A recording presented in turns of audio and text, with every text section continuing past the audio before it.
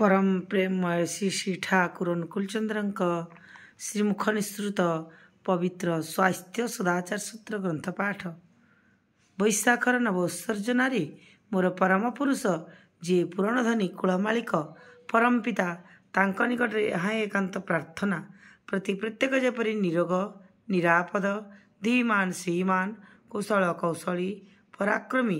क्रियमाण सुस्थ सबल चिरायु होई बंची रहती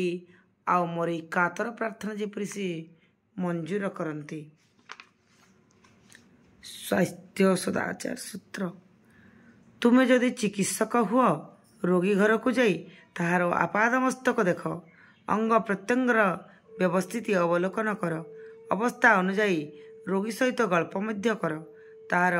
बोध विवेक को जानी नियो भरसा दीप्त विवेकर अनुध्याय संदिशारे विहित अनुकंपा और सहानुभूति संपूर्ण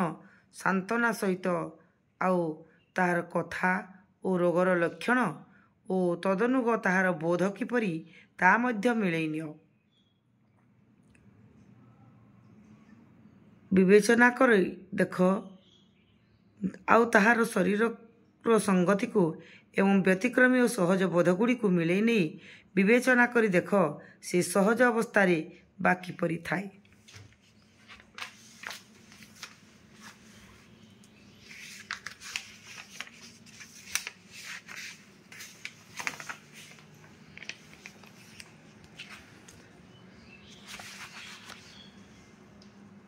व्याधिग्रस्त जेतेबेले सेतेबेले बा किपरि संगे संगे केउं औषधर संगतिशील मेल अछि बुझी सुझी बाहर करिनियो एहीपरि भावरे भीतर और बाहरे समस्त खोजी नहीं विधान व्यतिक्रम केउठी बुझिनियो ताहार चिकित्सा तदनुग कर देखिबो अनेक फल पाइबो अनेक व्याधिग्रस्त को सुस्थ करि तोलिबो तुम प्रति सीमानंकर